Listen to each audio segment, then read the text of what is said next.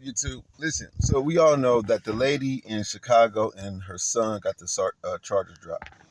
Out of this whole situation, I was really worried more so about the son having a second chance uh, because he responded like most male childs would. Even if he wouldn't have had a gun, he most likely would have tried to step in. But since I'm 14 and that's a grown man and I got a gun, why why put myself in more danger than what the situation calls for, right? So so we can all come to terms that what that man did was wrong. Uh, no matter what the argument was for, she wasn't a threat to him because she didn't put his hands on him.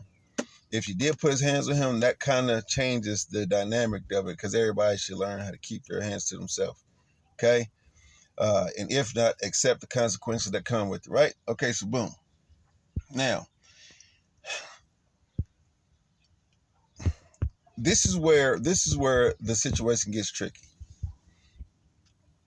There are times in life to where we as humans have so much pride that we don't choose de-escalation as a tool for problem solving.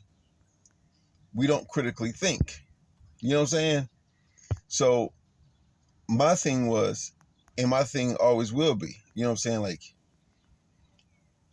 even me as a man that could defend himself, I pick and choose my battles because some things is not worth it. Like if I go and I'm walking down the street and then two people talking trash to me, okay, I may be able to take two people, but why?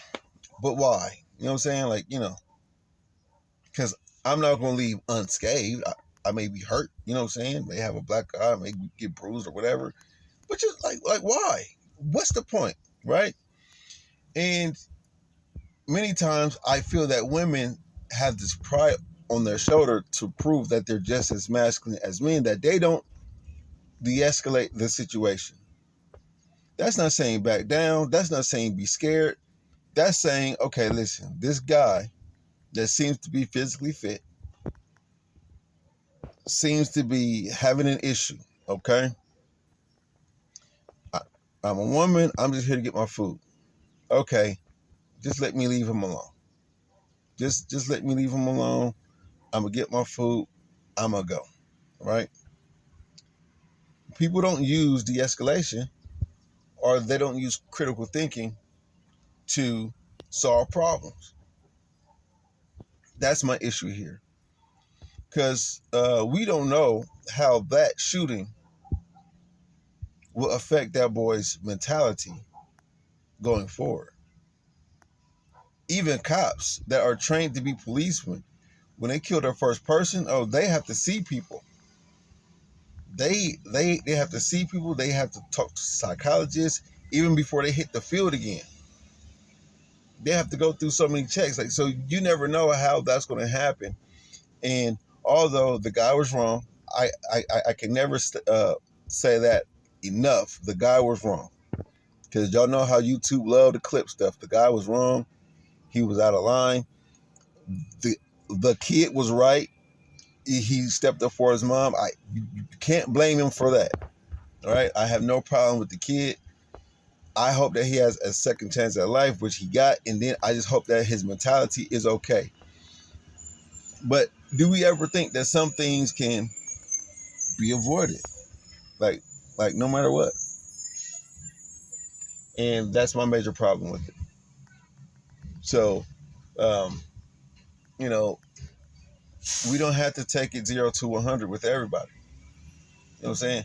Now, if she would have had her gun on her, right, and he would have hit her and she would have shot him, then okay. Once again, he put his hands on her, she shot him. But just the thing about it, it kind of worked out better for her son to have a gun. I mean, this is just a random thought because he was in close. He was hitting her. She probably wouldn't have had time to draw the gun, so whatever. But yeah, so I mean, it's all unfortunate situations. My main concern is for the young man, and and hopefully, and hopefully, the mom will not put him in this position again. Because as violent as the world could be, and I'm all for people standing their ground. Uh, all for it. That's why I'm not trying to prove that the boy shooting the dude was wrong. But it's like, do we ever use de-escalation? Because we will talk about this with like cops all day, how cops take it to the extreme.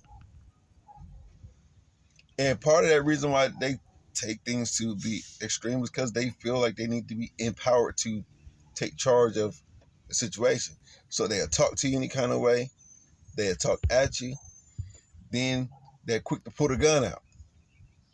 Like, so my problem is not just with this woman, it's with people in general. Because whatever the problems was, he could have been man enough to walk away. But no, he was on something. He was on one. He was in a mood. Okay, well, he paid the price for it. You know what I'm saying? But he wasn't man enough to walk away. The woman wasn't woman enough to try to de-escalate it. And then we got this kid in here that already got a body under his belt. I'm happy that he got off because I'm like, man, this young kid just stepped up for a mom. He about to get life or whatever. Like, that was my main concern. But then we also got to see what happened because from the thing I read, there was a witness that the kid shot too. So, you know, he may not get off for that one, but we'll see. Leave y'all comments in there. Uh, you know, it's just crazy things like this like happen. Like how much is a human life worth? You know, everybody has a gun now, so like, you really gotta think twice even before you argue with some people in like some states like Florida, where people can shoot you for anything. Pretty much. But you know what I'm saying? Like, we don't even value human life. Not in others, not in ourselves. Like, maybe if he knew he was about to get shot, he wouldn't have put his hands on him. You know what I'm saying? I mean, but you gotta, we are in a country that has like guns on the street. You kind of have to, have that in the back of your mind. Like, hey, I could get shot for this action. Like, you know what I'm saying? But anyway, sign off in the comments, man. Let me know what y'all think. Go.